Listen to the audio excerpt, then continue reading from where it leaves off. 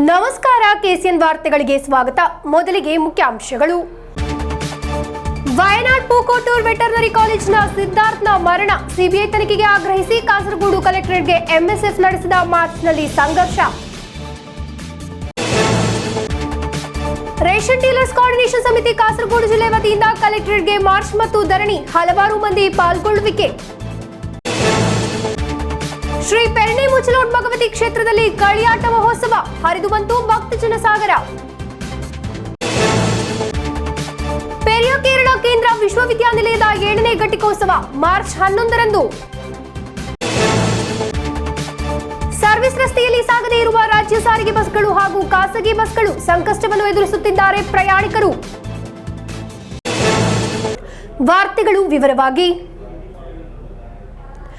Wayanad ಪೂಕೋಟೂರ್ veterinary ಕಾಲೇಜಿನ ಸಿದ್ಧಾರ್ಥನ ಮರಣದ ಹಿನ್ನೆಲೆಯಲ್ಲಿ ಸಿಬಿಐ ತನಿಖೆಗೆ ಆಗ್ರಹಿಸಿ ಕಾಸರಗೋಡು ಕಲೆಕ್ಟರೇಟ್ಗೆ ಎಂಎಸ್ಎಫ್ ನಡೆಸಿದ ಮಾರ್ಚ್ನಲ್ಲಿ ಸಂಘರ್ಷ.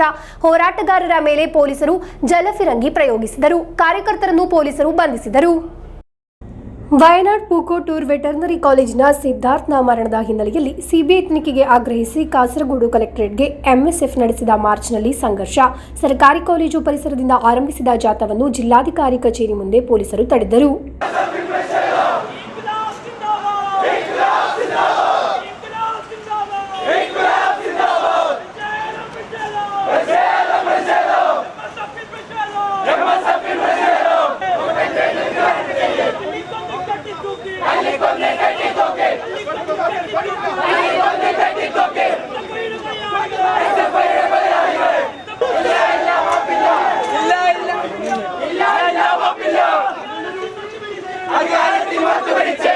ಕಾರ್ಯಕರ್ತರು ಬ್ಯಾರಿಕೇಡ್ ಅನ್ನು ಮಗುಚಿ ಹಾಕಲು ಯತ್ನಿಸಿದಾಗ ಪೊಲೀಸರು ಜಲಫಿರಂಗಿ ಪ್ರಯೋಗಿಸಿದ್ದು, ಈ ಸಂದರ್ಭ ಪೊಲೀಸರು ಮತ್ತು ಕಾರ್ಯಕರ್ತರ ನಡುವೆ ಸಂಘರ್ಷ ನಡೆಯಿತು.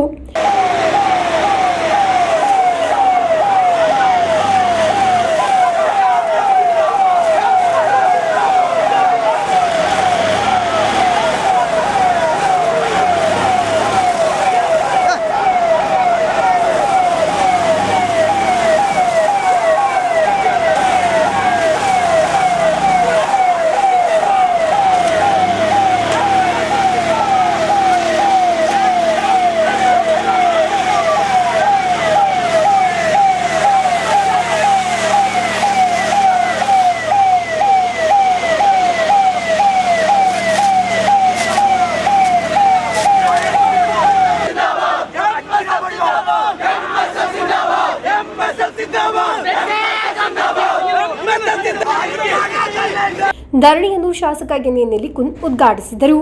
നമ്മളെല്ലാവരുടെയും സങ്കടവും പരാതിയും എന്ന് പറയുന്നത് കേരളം കുറേ കാലം കഴിഞ്ഞാൽ യുവാക്കളില്ലാത്ത നാടായി മാറുമെന്നാണ്.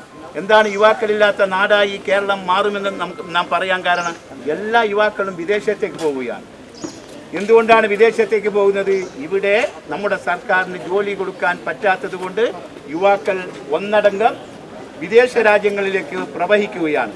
നമ്മളതിനെ ബ്രെയിൻ ഡ്രെയിൻ എന്ന് പറയുന്നു. നമ്മുടെ മുഖ്യമന്ത്രി എന്താണ് അതിനെ പറയുന്നത്? ഇത് ബ്രെയിൻ ഗെയിൻ എന്നാണ്. പക്ഷേ കേരളത്തിൽ ബ്രെയിൻ ഗെയിൻ അല്ല, അത് ബ്രെയിൻ ഡ്രെയിൻ ആയിക്കോട്ടെ, ബ്രെയിൻ ഗെയിൻ ആയിക്കോട്ടെ, ഇനി കേരളത്തിൽ സംഭവിക്കാൻ പോകുന്നത് ഈ SFIക്കാരുടെ ഗുണ്ടായിസം തടയാൻ പറ്റിയില്ലെങ്കിൽ കേരളത്തിലെ മുഴുവൻ കോളേജുകളിലും സ്കൂളുകളിലും ഒരു കുട്ടിയും പഠിക്കാനുണ്ടാവുകയില്ല എന്നതാണ് ഇപ്പോൾ കേരളത്തിൽ സംഭവിക്കാൻ പോകുന്നത്. MSF ജില്ലാ അധ്യക്ഷ സയ്യദ് താഹ തങ്ങൾ അധ്യക്ഷತೆ ವಹಿಸಿದ್ದರು. ಹಾಸಿಂ ಬಂಬ್ರಾಳ, ಆಸೀಸ್ ಕಳತ್ತೂರು, ಅನಸ್ ಎದಿರ್ತೋಡ್, ಇರ್ಷಾದ್ ಮೊಗ್ರಾಲ್ ಎಂಬಿವರು ಮಾತನಾಡಿದರು. ಎಂಎಸ್ಎಫ್ ಜಿಲ್ಲಾ ಕಾರ್ಯದರ್ಶಿ ಸವಾದ್ ಅಂಗಡಿಮೊಗರು ಸ್ವಾಗತಿಸಿದರು. ಧರಣಿಯ ಉದ್ಘಾಟನೆಯ ನಂತರ ಕಾರ್ಯಕರ್ತರು ಜಿಲ್ಲಾಧಿಕಾರಿ ಕಚೇರಿ ಮುಂಭಾಗದಲ್ಲಿ ರಸ್ತೆ ತಡೆ ನಡೆಸಿದರು. ರಸ್ತೆ ತಡೆ ನಡೆಸಿದ ಕಾರ್ಯಕರ್ತರನ್ನು ಪೊಲೀಸರು ಬಂಧಿಸಿದರು.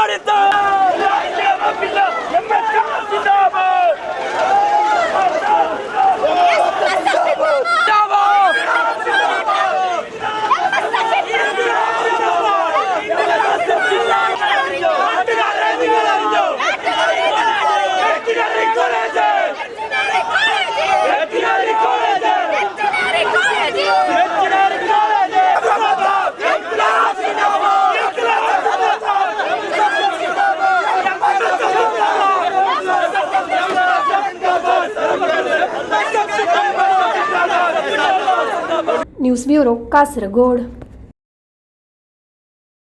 ವಿವಿಧ ಬೇಡಿಕೆಗಳನ್ನು ಮುಂದಿಟ್ಟುಕೊಂಡು ರೇಷನ್ ಡೀಲರ್ಸ್ ಕೋಆರ್ಡಿನೇಷನ್ ಸಮಿತಿ ಕಾಸರಗೋಡು ಜಿಲ್ಲೆ ವತಿಯಿಂದ ಕಲೆಕ್ಟರೇಟ್ಗೆ ಮಾರ್ಚ್ ಮತ್ತು ಧರಣಿ ನಡೆಸಲಾಯಿತು.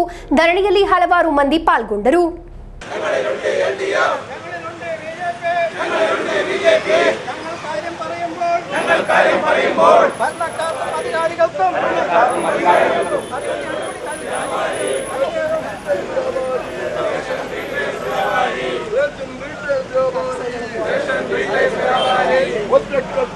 ರೇಷನ್ ವ್ಯಾಪಾರಿಗಳಿಗಿರುವ ವೇತನ ಪರಿಷ್ಕರಿಸಬೇಕು, ಕ್ಷೇಮನಿಧಿ ಪರಿಷ್ಕರಿಸಬೇಕು ಮುಂತಾದ ಬೇಡಿಕೆಗಳನ್ನು ಮುಂದಿಟ್ಟುಕೊಂಡು ರೇಷನ್ ಡೀಲರ್ಸ್ ಕೋಆರ್ಡಿನೇಷನ್ ಸಮಿತಿ ಕಾಸರಗೋಡು ಜಿಲ್ಲೆ ವತಿಯಿಂದ ಕಲೆಕ್ಟರೇಟ್ಗೆ ಮಾರ್ಚ್ ಮತ್ತು ಧರಣಿ ನಡೆಸಲಾಯಿತು.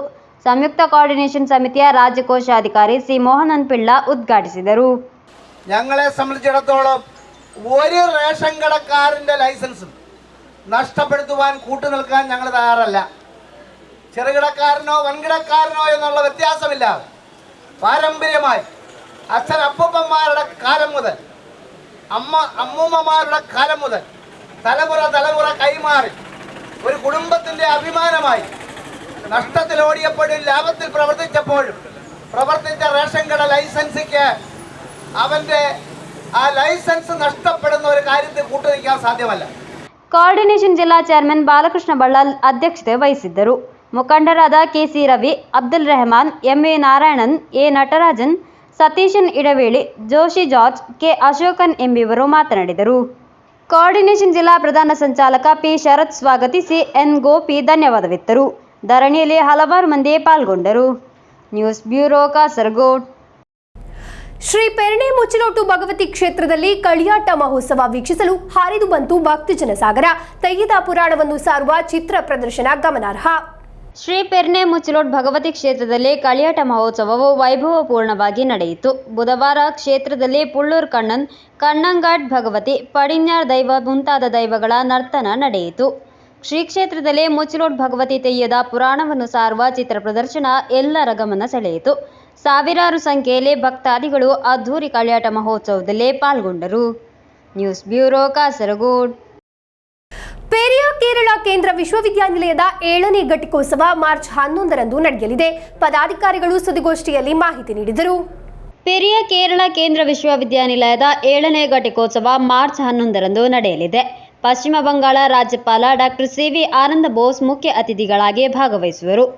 ಸಮಾರಂಭದಲ್ಲಿ ಪ್ರಭಾರ ಉಪಕುಲಪತಿ ಪ್ರೊಫೆಸರ್ ಕೆ.ಸಿ. ಬೈಜು, ಸಂಸದ Rajmohan Unnithan, registrar doctor M. Muralidharan Nambiar, ಪರೀಕ್ಷಾ ನಿಯಂತ್ರಣಾಧಿಕಾರಿ ಡಾಕ್ಟರ್ ಆರ್. ಜಯಪ್ರಕಾಶ್, ವಿಶ್ವವಿದ್ಯಾಲಯದ ಸದಸ್ಯರು, ಕಾರ್ಯಕಾರಿ ಮಂಡಳಿ ಸದಸ್ಯರು, ಶೈಕ್ಷಣಿಕ ಪರಿಷತ್ ಸದಸ್ಯರು, ಹಣಕಾಸು ಸಮಿತಿ ಸದಸ್ಯರು, ಸಾರ್ವಜನಿಕ ಪ್ರತಿನಿಧಿಗಳು, ಡೀನ್ಗಳು, ವಿಭಾಗ ಮುಖ್ಯಸ್ಥರು, ಶಿಕ್ಷಕರು, ಸಿಬ್ಬಂದಿ ಮುಂತಾದವರು ಉಪಸ್ಥಿತರಿರುವರು ಎಂದು ಪದಾಧಿಕಾರಿಗಳು ತಿಳಿಸಿದರು. ಸಿ.ವಿ. ആനന്ദ് ബോസ് സാറിന് പുറമെ നമ്മുടെ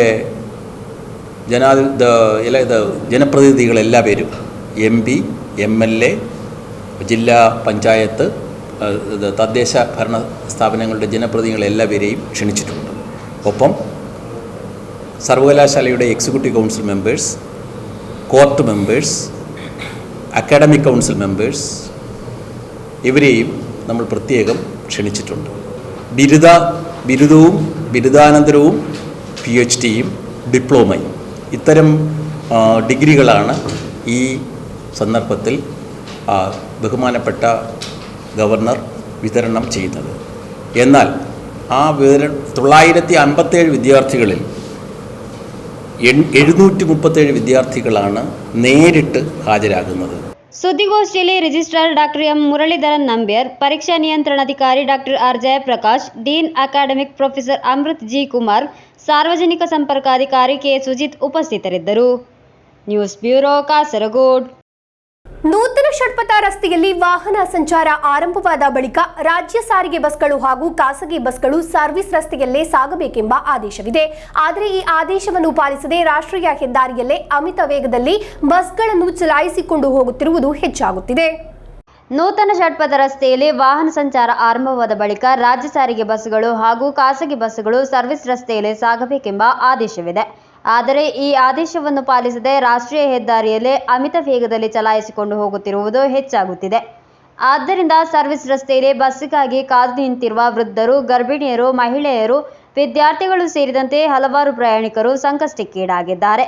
ಜೊತೆಗೆ ಬಸ್ಸಿನಿಂದ ಇಳಿಯಬೇಕಾದವರನ್ನು ಕೂಡ ರಾಷ್ಟ್ರೀಯ ಹೆದ್ದಾರಿಯ ರಸ್ತೆ ಮಧ್ಯದಲ್ಲಿ ಇಳಿಸಿ ಹೋಗುತ್ತಿದ್ದು, ಈ ಪ್ರಯಾಣಿಕರು ಕೂಡ ರಸ್ತೆ ದಾಟಲು ಭಾರಿ ದೂರ ಸಾಗಬೇಕಾದ ಪರಿಸ್ಥಿತಿ ಎದುರಾಗುತ್ತಿದೆ. ಇದೇ ರೀತಿ ಮಂಗಳೂರಿನಿಂದ ಕಾಸರಗೋಡಿಗೆ ಪ್ರಯಾಣಿಕರನ್ನು ಹೇರಿಕೊಂಡು ಬರುತ್ತಿದ್ದ ಕರ್ನಾಟಕ ಸಾರಿಗೆ ಬಸ್ಸೊಂದು ಸರ್ವಿಸ್ ರಸ್ತೆಯಲ್ಲಿ ಸಾಗದೆ ಪ್ರಯಾಣಿಕರನ್ನು ರಸ್ತೆ ಮಧ್ಯದಲ್ಲಿ ಇಳಿಸುತ್ತಿದ್ದನ್ನು ಕಂಡ ಸ್ಥಳೀಯರು ಮಂಜೇಶ್ವರ ರಾಗಂ ಜಂಕ್ಷನ್ ಬಳಿ ಬಸ್ಸನ್ನು ತಡೆದು ಕಿಲೋಮೀಟರ್ಗಳ ಹಿಂದಕ್ಕೆ ಕಳುಹಿಸಿ ಸರ್ವಿಸ್ ರಸ್ತೆಯಲ್ಲೇ ಕಳಿಸಿದ್ದಾರೆ. ಜೊತೆಯಾಗಿ ಈ ಬಗ್ಗೆ ಸ್ಥಳೀಯರು ಅಧಿಕಾರಿಗಳನ್ನು ದೂರವಾಣಿಯಲ್ಲಿ ಸಂಪರ್ಕಿಸಿ ಚಾಲಕನ ಹಾಗೂ ನಿರ್ವಾಹಕನ ವಿರುದ್ಧ ಕ್ರಮ ಕೈಗೊಳ್ಳುವಂತೆ ಆಗ್ರಹಿಸಿದ್ದಾರೆ.